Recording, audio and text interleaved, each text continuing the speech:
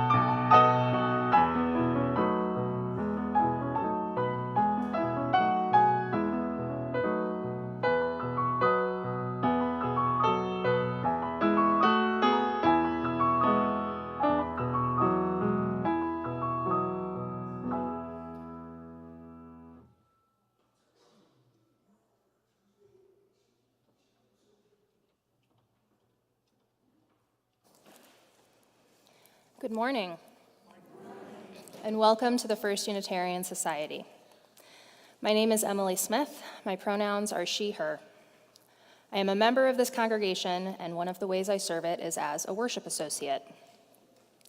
Today I am joined by our co-senior minister, Reverend Kelly Asprooth-Jackson, and by the worship team of Drew Collins, Linda Warren, Stephen Gregorius, and Daniel Carnes, as well as those volunteering as greeters, ushers, hospitality providers, lay ministers, and sound tech.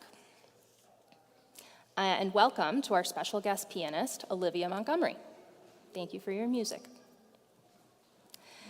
At First Unitarian Society, we question boldly, listen humbly, grow spiritually, act courageously, and love unapologetically. If you are visiting us today, welcome. We are so very glad you are with us. If you would like more information about First Unitarian Society, please stop by the welcome table located in the Commons. We hope you will be able to stay and join us for coffee hour immediately after service, also in the Commons. For families with young children, the formal classes of our Children's Religious Exploration Program are in recess for the summer. However, we continue to offer our message for all ages. There is still childcare available for very young children, and school-age children have the option of supervised play on our playground, along with opportunities for crafts and other activities. And of course, all ages of people are always welcome here in the auditorium throughout the service. For those connecting with us virtually, we are glad you are with us as well. And we hope you will be able to take a moment and watch the announcement slides after today's service to learn about upcoming programs and activities. And now, I invite you to join me in a moment of silence to center ourselves and bring ourselves fully into this time as we join together once again in community.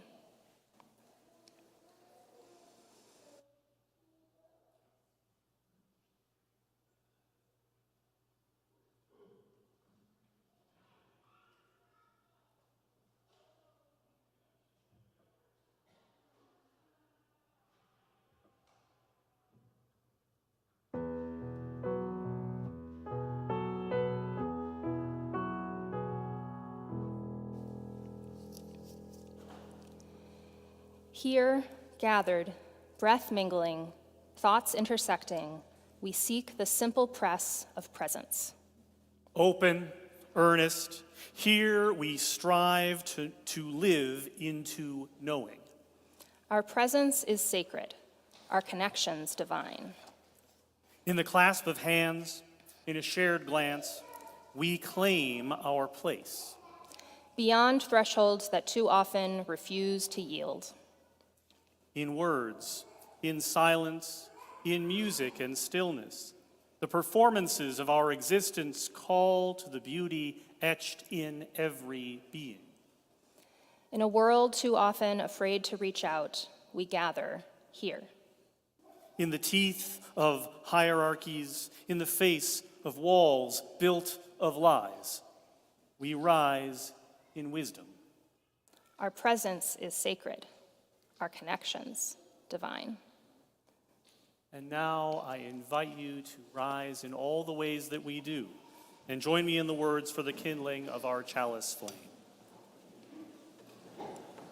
We seek our place in the world and the answers to our heart's deep questions. As we seek, may our hearts be open to unexpected answers. May the light of our chalice remind us that this is a community of warmth, of wisdom, and welcoming of multiple truths. And now I invite you to turn to those around you and greet each other with signs of love and peace.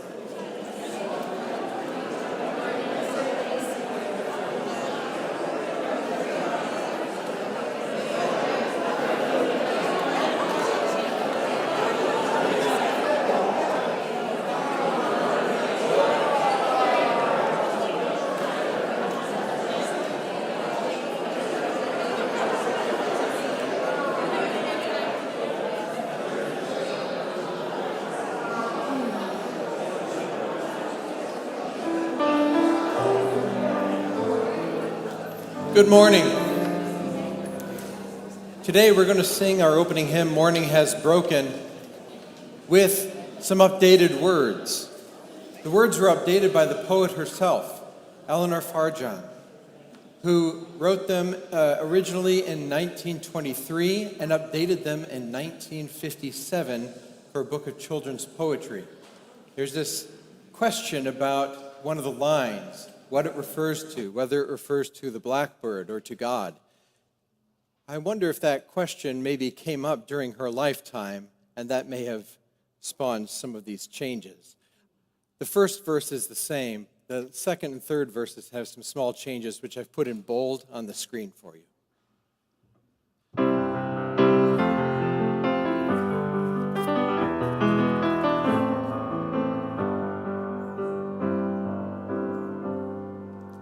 Morning has broken like the first morning. Blackbird has spoken like the first bird. Praise for the singing, praise for the morning, praise for them springing fresh from the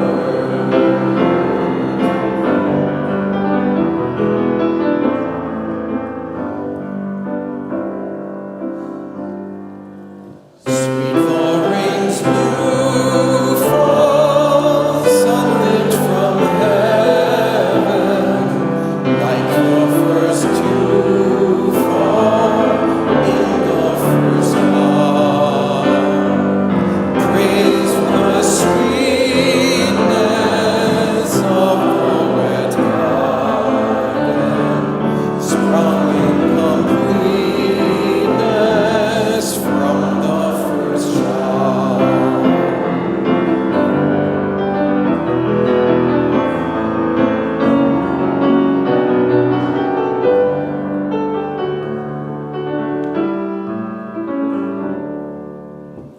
Mine is the sunlight, mine is the morning, born of the one light, Eden's play. Praise with elation, praise every morning, spring's recreation of the first day.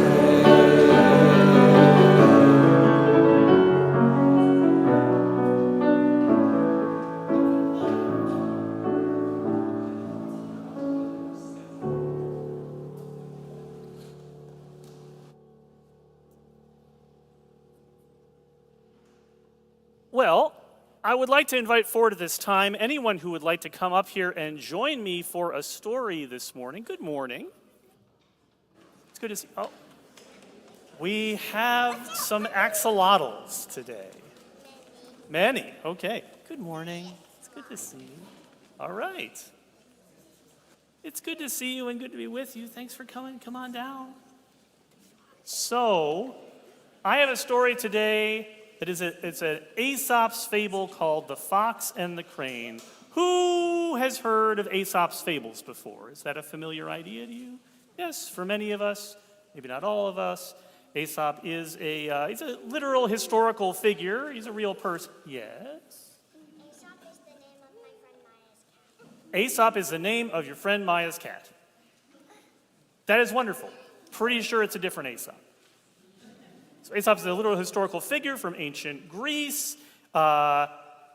We don't know that much about his life other than we're pretty confident that he was a real person and that is a long list of stories that are attributed to him, and this is one of them. Yes? Did he get thrown off of a cliff? I read that in a book.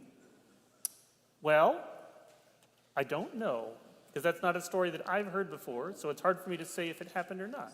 But it'll be interesting, and I will look into that later and tell you what I find. How about that?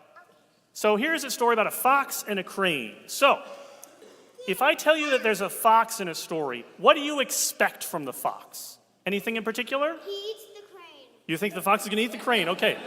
Now we're taking bets on what's going to happen with the fox and the crane here. Yes. You can expect that it's going to be cute. That's your expectation about the fox. Yes, Brooks. I think it's a baby fox.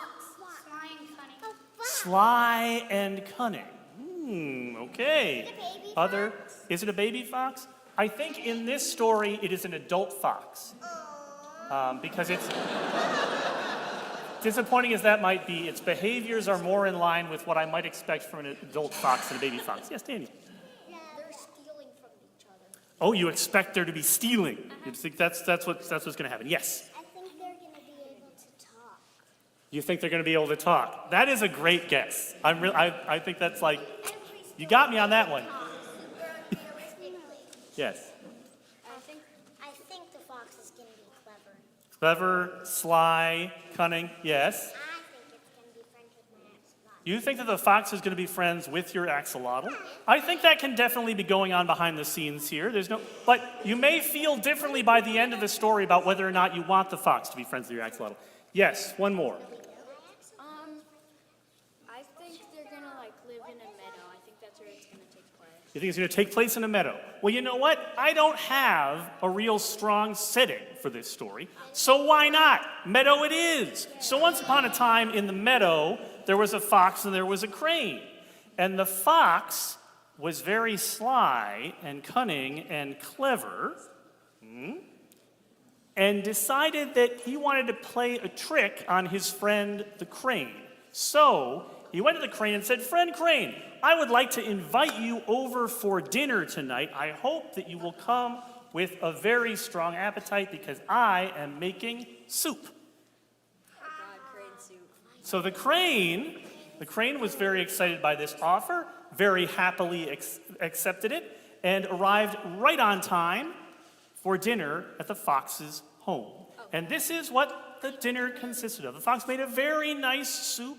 It was very tasty and nourishing, but he served it on plates, right? He had big, wide, flat plates. He poured soup into each one.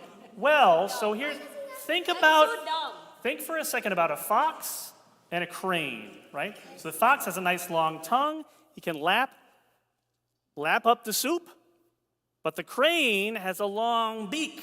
He can just kind of peck down the soup, kind of splash around a little bit, not getting a lot of soup this way.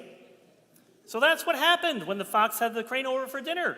The fox had a nice meal, and the crane did not. But for reasons of etiquette, the crane did not make an issue out of this. Now, this is one of many confusing points to me in this story. First of all, if the fox is sly and cunning, okay, that might be a way in which you could come up with an idea like this, but it's not an explanation for why you might do it.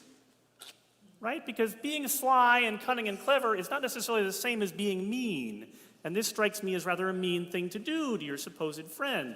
But also the crane didn't say anything at all, didn't complain, didn't mention the fact that he wasn't really getting anything to eat. Instead, he went home and concocted a plan of his own.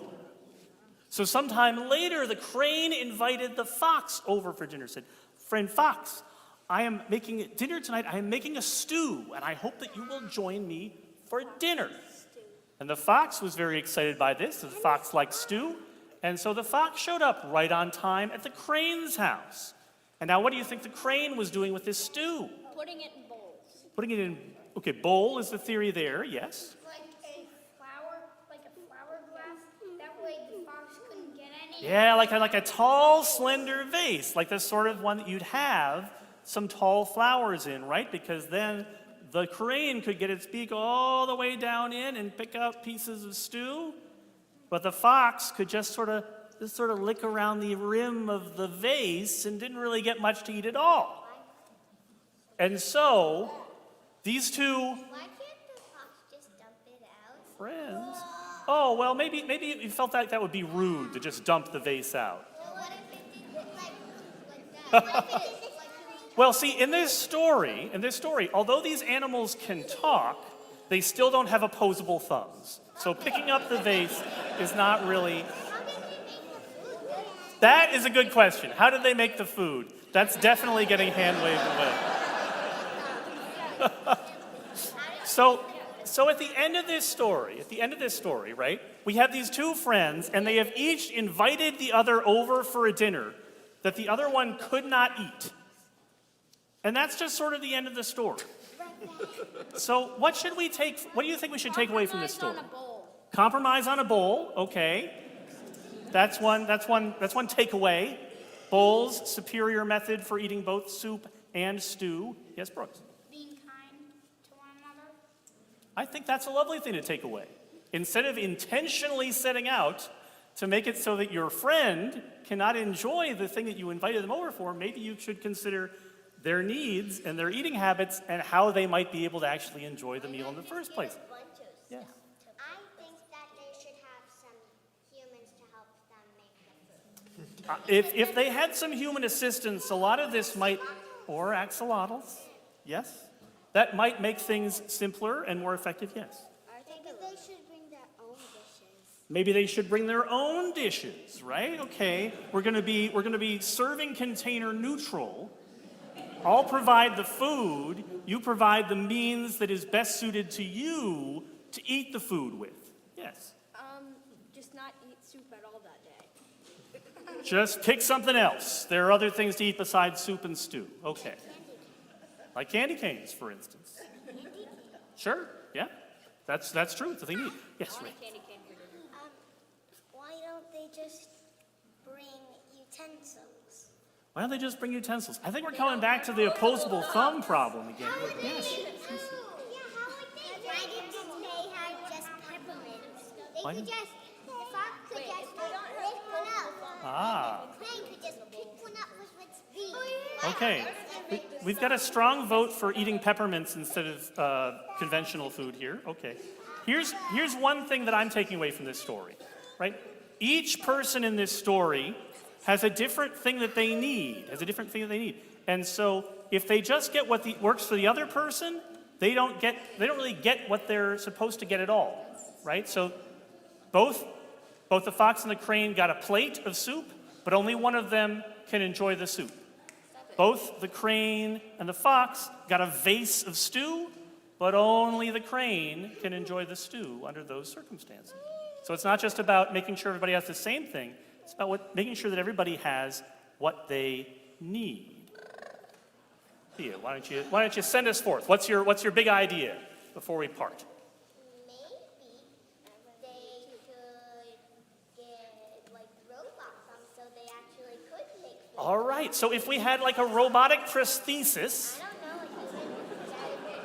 then we could equalize the physical capacity of the fox and the crane, and they'd both be able to eat under all circumstances. Okay, all right, that is definitely a solution. Better living through technology. I think that's where we're going to leave it, Cleo, but I would love to talk with you more about it at the end. And now I am going to send you forth to the respective places you are going to. Back to your family, out to the playground. You know and I don't. See you soon. We're going to sing Our Children on Their Way with hymn number 319. Let's rise in body and/or in spirit. We're going to sing verses 1, 2, and 5.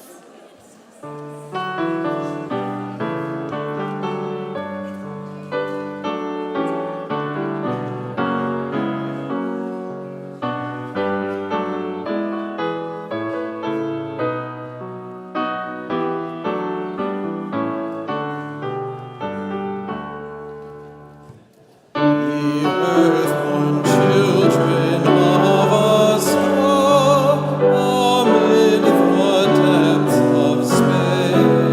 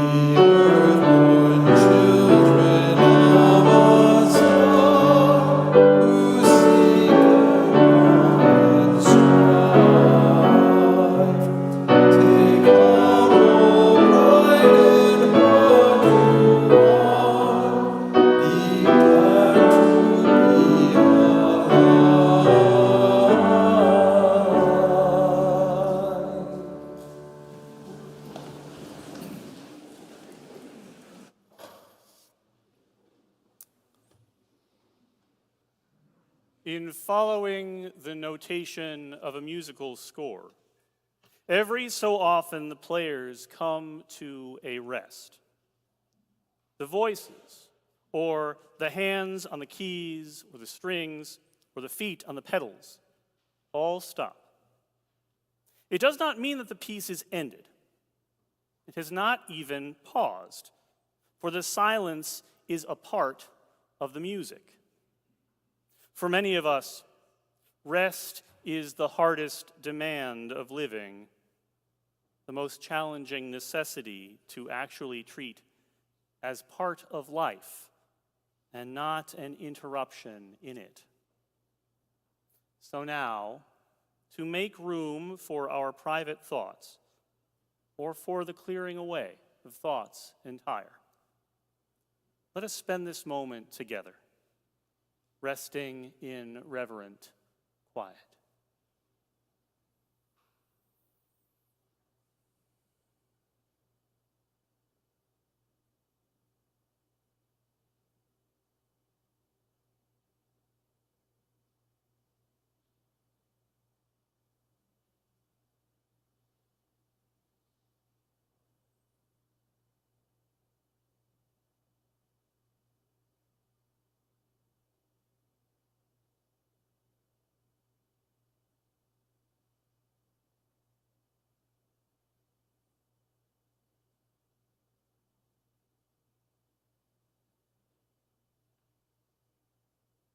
Amen.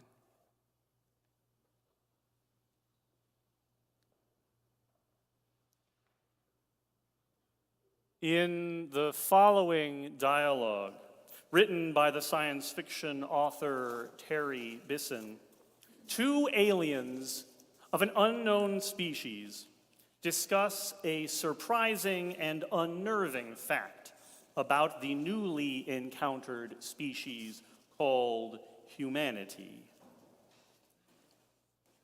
They're made out of meat. Meat? Meat. They're made out of meat. Meat? There's no doubt about it. We picked several from different parts of the planet, took them aboard our recon vessels, probed them all the way through. They're completely meat. That's impossible. What about the radio signals, the messages to the stars? They use the radio waves to talk, but the signals don't come from them. The signals come from machines. Oh, so who made the machines? That's who we want to talk to. They made the machines. That's what I'm trying to tell you. Meat made the machines. That's ridiculous. How can meat make a machine? You're asking me to believe in sentient meat. I am not asking you. I'm telling you.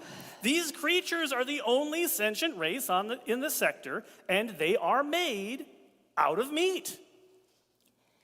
Maybe they're like the Orphalai. You know, a carbon-based intelligence that goes through a meat stage. Nope. They're born meat and they die meat. We studied them for several of their lifespans, which didn't take too long. Do you have any idea the lifespan of meat? Spare me. Okay, maybe they're only part meat. You know, like the Weddellai, a meat head with an electron plasma brain inside. No, we thought of that, since they do have meat heads like the Weddellai, but I told you, we probed them. They're meat all the way through. No brain? Oh, there's a brain, all right. It's just that the brain is made out of meat. So what does the thinking? You're not understanding, are you? The brain does the thinking. The meat. Thinking meat. You're asking me to believe in thinking meat. Yes, thinking meat, conscious meat, loving meat, dreaming meat. The meat is the whole deal. Are you getting the picture? Oh my God, you're serious then. They're made out of meat. Finally. Yes, they are indeed made out of meat. And they've been trying to get in touch with us for almost 100 of their years. So what does the meat have in mind? Well, first it wants to talk to us, and then I imagine it wants to explore the universe, contact other sentients, swap ideas and information, the usual. We're supposed to talk to meat? That's the idea. That's the message they're sending out by radio. Hello, anyone out there? Anyone home? That sort of thing. They actually do talk then. They use words, ideas, concepts. Oh yeah, except they do it with meat. I thought you just told me they use radio. They do, but what do you think is on the radio? Meat sounds. You know how when they slap or flap meat, it makes a noise? They talk by flapping their meat at each other. They can even sing by squirting air through their meat. Oh my God, singing meat. This is altogether too much. So what do you advise? Officially or unofficially? Both. Well, officially, we are required to contact, welcome, and log in any and all sentient races or multi-beings in the quadrant without prejudice, fear, or favor. Unofficially, I advise that we erase the records and forget the whole thing. Ugh, I was hoping you would say that. Seems harsh, but there is a limit. Do we really want to make contact with meat? I agree 100%. What's there to say? Hello, meat, how's it going? But will this work? How many planets are we dealing with here? Just one. They can travel to other planets in special meat containers, but they can't live on them. And being meat, they only travel through sea space, which limits them to the speed of light and makes the possibility of their ever making contact pretty slim. Infinitesimal, in fact. So we just pretend there's no one home in the universe. That's it. Cruel. But you said it yourself. Who wants to meet meat? And the ones who have been aboard our vessels, the ones you have probed, you're sure they won't remember? They'll be considered crackpots if they do. We went into their heads and smoothed out their meat so that we're just a dream to them. A dream to meat. How strangely appropriate that we should be meat's dream.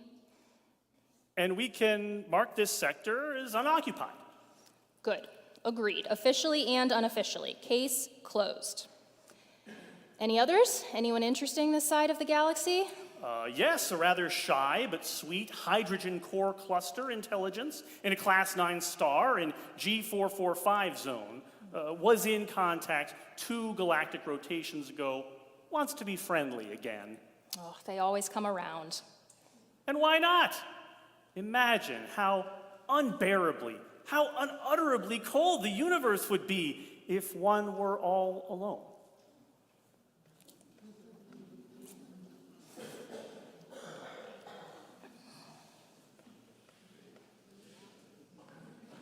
Not the most flattering view of our little species, huh? Author Terry Bisson's imagining of impossibly advanced and thoroughly alien aliens casting a critical eye down onto us is, I hope, at least a little bit funny. But it is also an indictment. Not of our physical composition, there's no actual shame in being made up of flesh, but because of the way that these imagined beings mirror flaws which are all too common in our own characters. Sloth, certainly, and a great readiness to ignore something strange or confusing or inconvenient in the hopes of not having to deal with it at all. But especially reacting to difference as something dangerous or repellent or unworthy. To the 2 unnamed aliens, human beings are too alien to be considered a kindred species to theirs. And while we have yet to face this particular challenge in reality, at least so far as is commonly known or accepted, this little story reflects with a painful accuracy that stream of human thought which draws arbitrary lines between living, thinking, feeling beings. On one side, the familiar, the knowable, the good. On the other, the strange, the inscrutable, the suspect. Such prejudice against the unfamiliar can, it must be observed, be death-dealing in its most hardened manifestations. But the impulse is more pernicious than that. It does not have to be violent to still be narrowing, limiting, and ultimately destructive. It can often happen quietly, in small actions and seemingly minor choices, in who we associate with, who we pay attention to, who we defend in the face of criticism. And that question of attention, literally who and what we choose to engage with or not, is of particular importance. The story begins like this. A king had a son. One day, his son would inherit his throne, and so the king desired to teach his son wisdom.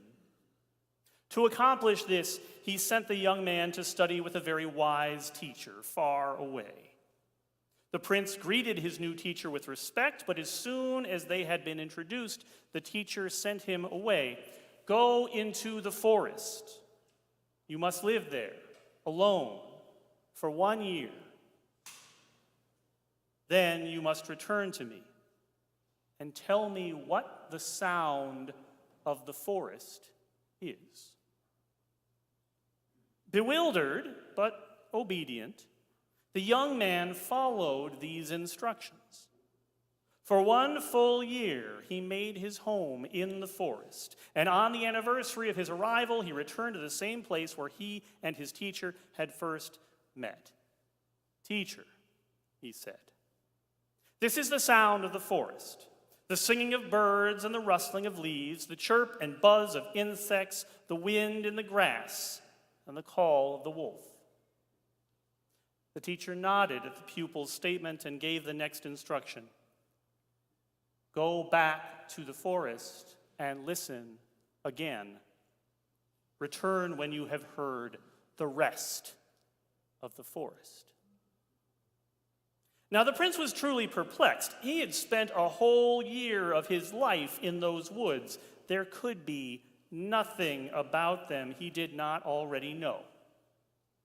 But he went and sat and listened. For days on end he listened, until finally he heard something. When he returned to his teacher, this is what he said. The rest of the forest's sounds are those that go unheard. The sunlight falling on the earth, the grass drinking in the rain, the flowers opening to look out at the world. To hear the unheard, said the teacher, is essential to all rulers. They must listen to the people's hearts. A great ruler must strain to hear the unnamed sufferings and unspoken hopes of his subjects. Only then can he begin to address what his people truly need. To hear the unheard. A great gift, to be sure, if one can cultivate or possess it. But it also sounds like a pretty tall order, doesn't it? This ancient story from Korea on the quality of deep attention seems at first to be setting a standard no mere mortal could meet. Try as I might, I confess, I cannot hear the opening of a flower. But trying to do the hard thing, to listen a second time, to hear the rest of the forest, to hear things at first not heard and assumed not to be there, is perhaps the most vital step towards an engaged compassion. A mode of relating to others that seeks connection and relationship, regardless of differences in identity or experience. In her collection of essays, The Empathy Exams, the writer Leslie Jameson ruminates on what it means to feel someone else's feelings. The title of the book comes from her experience as a medical actor. Ms. Jameson worked for a time being paid to play sick in order to test and train medical students, both in the work of diagnosis and in the exercise of empathy. She writes, "Empathy isn't just remembering to say, 'That must be really hard.' It's figuring out how to bring difficulty into the light so that it can be seen at all. Empathy isn't just listening, it's asking the questions whose answers need to be listened to. Empathy requires inquiry as much as imagination. Empathy requires knowing you know nothing. Empathy isn't just something that happens to us, a meteor shower of synapses firing across the brain. It's also a choice we make to pay attention, to extend ourselves. It's made of exertion, that dowdier cousin of impulse. Sometimes we care for another because we know we should or because it's asked for, but this doesn't make our caring hollow. The act of choosing simply means we've committed ourselves to a set of behaviors greater than the sum of our individual inclinations.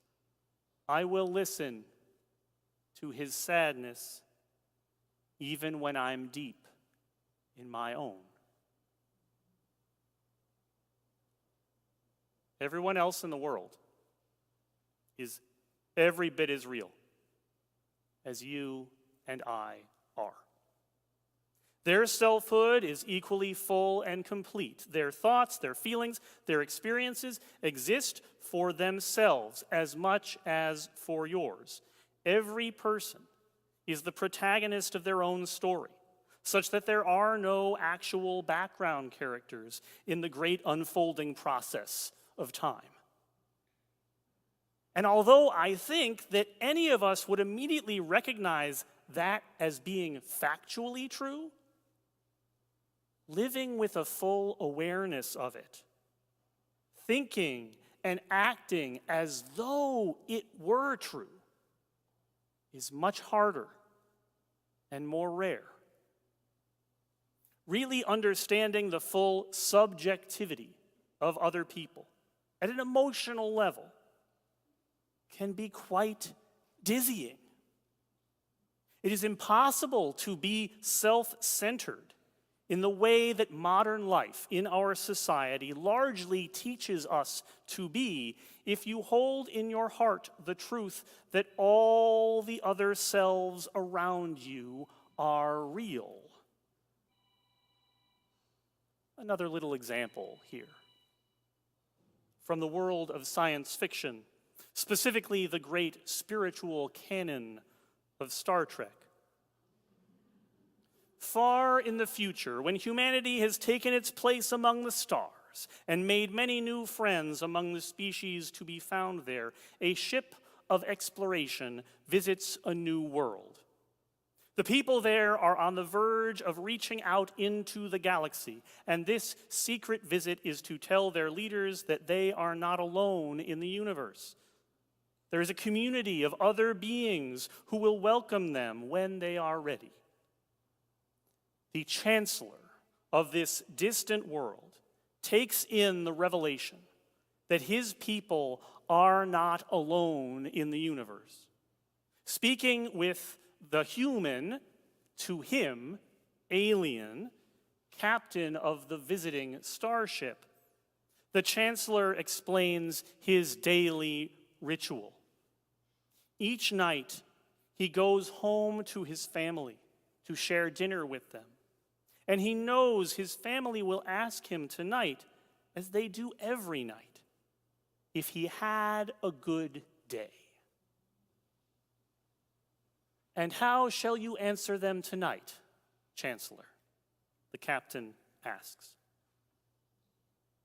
I will have to say that this morning, I was the leader of the universe as I knew it. This afternoon, I am only a voice in a chorus. But I think it was a good day.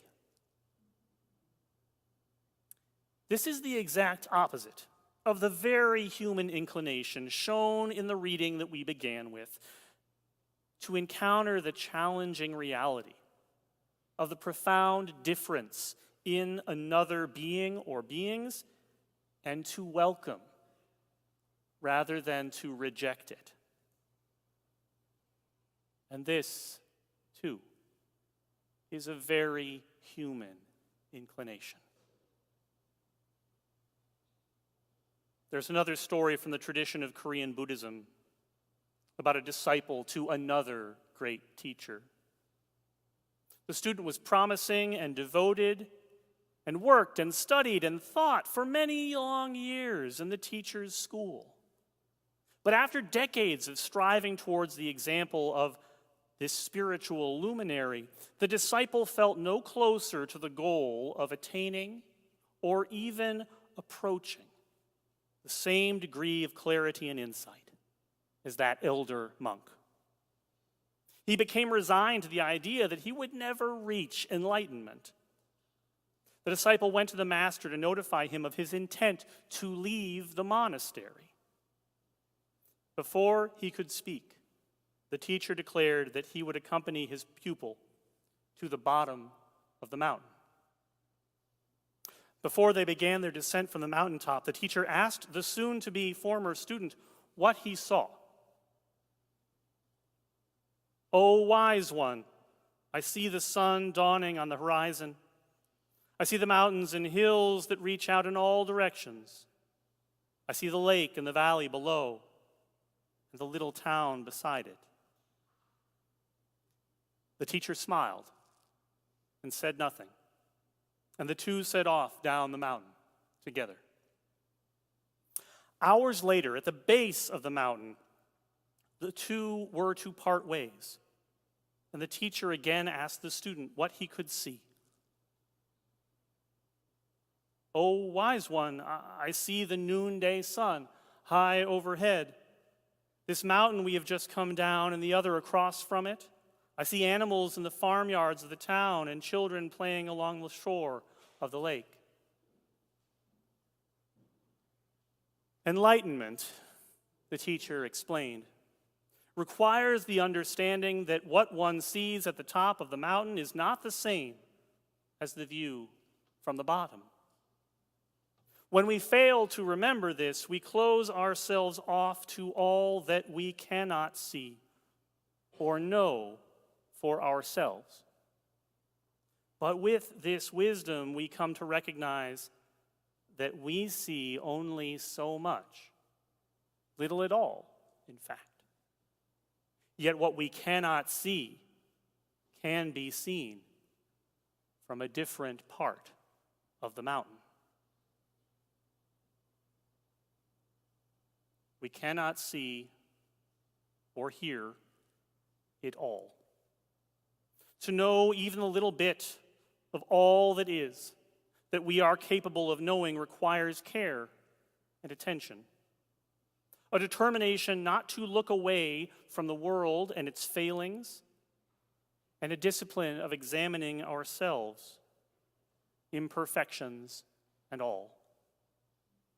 A determination not to turn away from each other, and particularly not to continuously redefine each other in order to ignore or reject ways of being or practices of thought or bodies which seem somehow too different.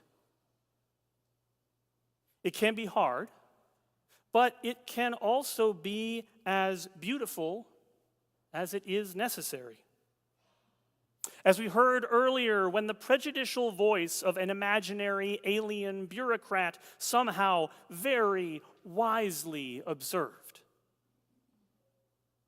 imagine how unbearably, how unutterably cold the universe would be if one were all alone.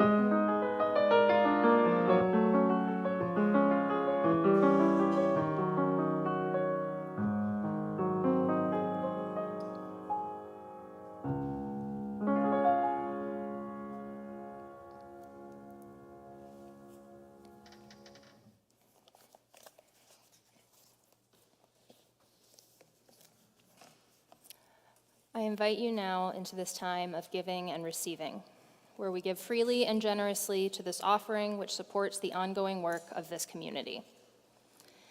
There are multiple ways to share your gifts this morning.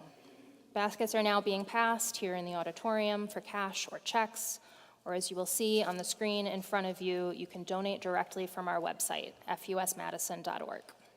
You will find our text to give information there as well. We thank you for your generosity and your faith in this life we create together.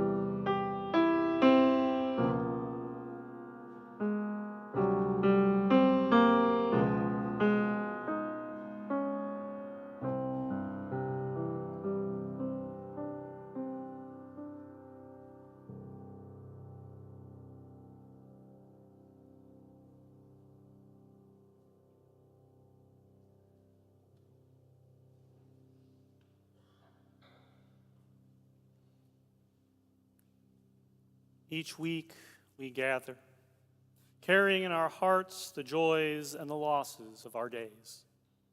We hold our own pain and celebration together with those of the ones we love. We share these here, knowing they are held gently, in care, in support, and in love. One of us reminds us to light a candle of celebration for Bob Bell's 86th birthday. Happy birthday, Bob.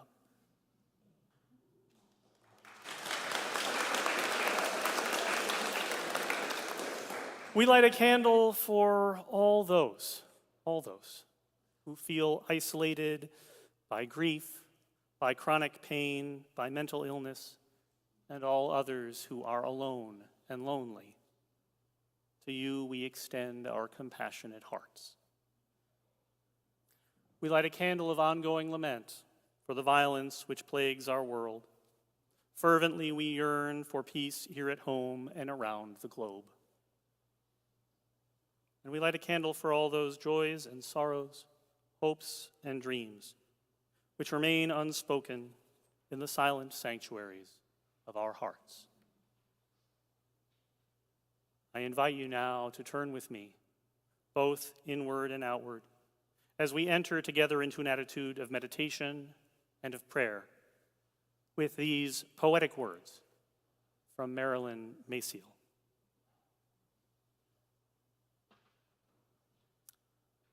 I, you, us, them,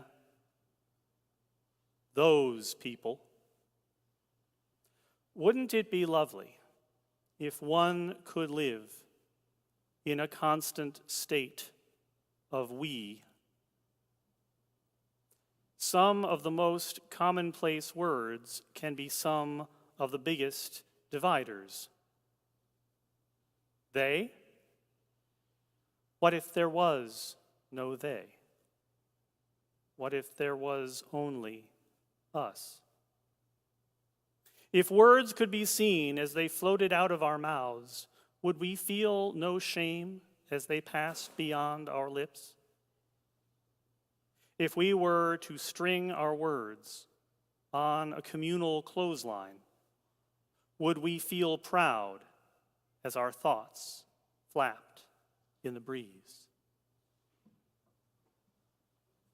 Amen.